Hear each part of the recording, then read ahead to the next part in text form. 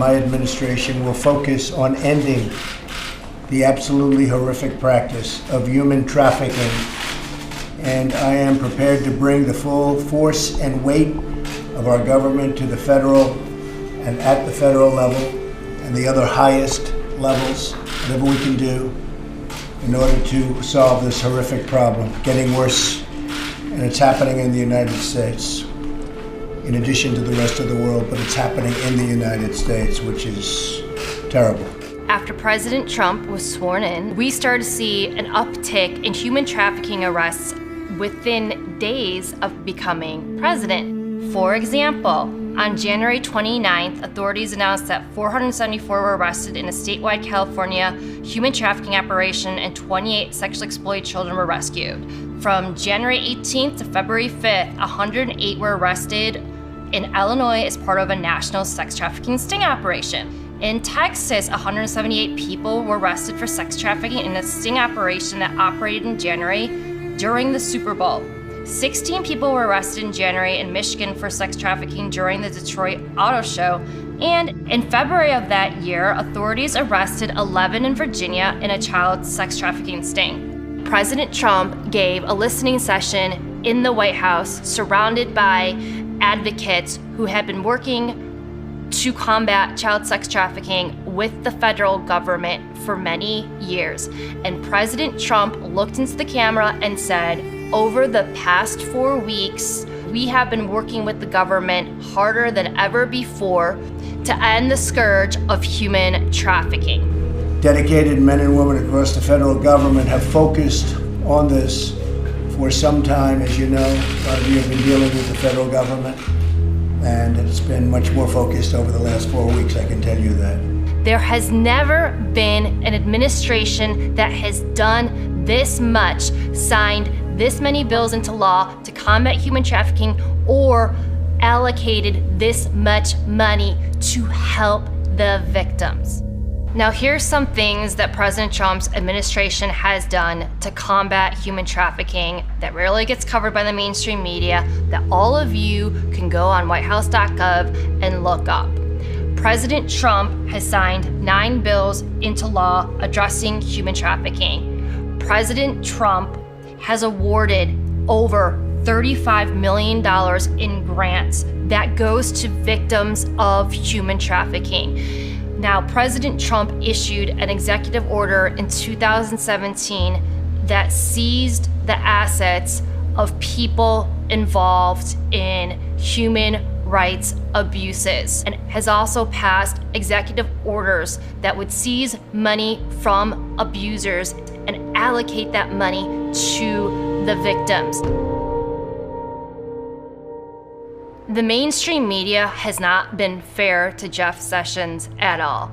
What they failed to report is that it was his Department of Justice that was behind many of the sting operations to combat child sex trafficking, and he made it very clear in many speeches that ending human trafficking was an absolute priority for his Department of Justice.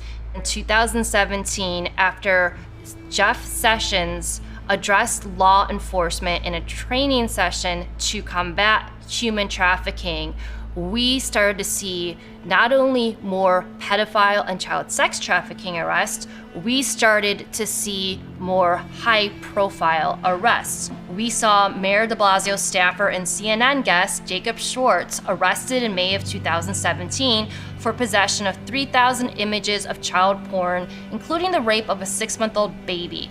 We saw former Oklahoma State Senator Ralph Shorty charged with sex trafficking and the production of child porn.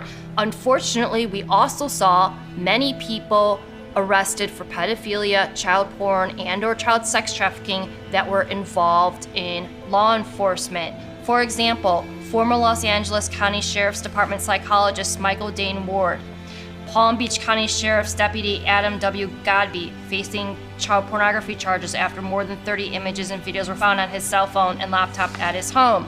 New York Sheriff's Deputy Peter Farnham was arrested on child porn that year in July. A former Secret Service agent, Lee Robert Moore, was sentenced to 20 years in prison in 2017 for sending sexually explicit messages to minors while on duty at the White House.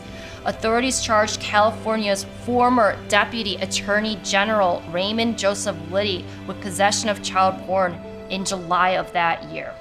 In 2018, what we started to see is we saw more high-profile arrests of sexual predators, pedophiles, and child sex traffickers. We saw the arrest of Harvey Weinstein. We saw Kevin Spacey.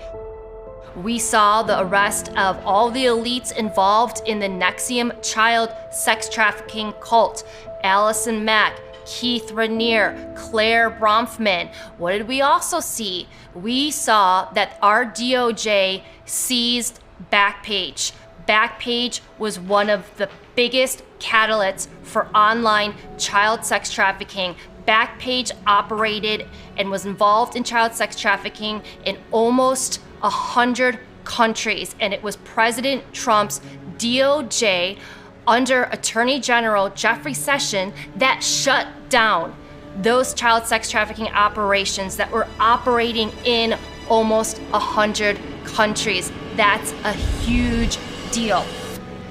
So in 2019, we started to see some much bigger fish go down. Of course, that was the year that Jeffrey Epstein was arrested. And then this year, 2020, we saw the arrest of Ghislaine Maxwell.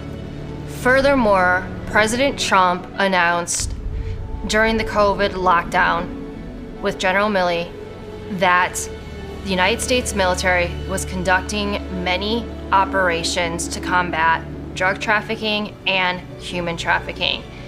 President Trump specifically talked about a secret military operation commanded by General Milley, who is the highest ranking U.S. military official, that led to the rescue of a girl who dealt with the most horrific abuse that anyone could deal with, next to death, according to President Trump. There are the activities of human trafficking, and especially with respect to women, and as you know, proportionally, it's mostly women. And it's a horrible thing. It's a horrible thing, and there's never been a time like it. And it's because of the internet, and this is all over the world. But for the most part, they're coming through, in this country, they're coming through the southern border, but we're hitting them very hard. They have tremendous illegal trafficking in women and children also, but mostly in women. And it's illegal, and it's horrible, and it's disgraceful, and I've seen things that are an absolute disgrace. And we're trying to knock them out, and we're knocking them hard. President Trump has been working behind the scenes with other foreign leaders globally to shut down human trafficking forever. Our U.S. government worked with the government in Romania to extradite a child porn kingpin back to the United States so he could face justice. These kinds of stories are happening all the time. They're happening regularly, but you never hear about it in the mainstream media. A lot of these military operations are covert and they're not reported on, but that doesn't mean that they're not happening. What else happened this year?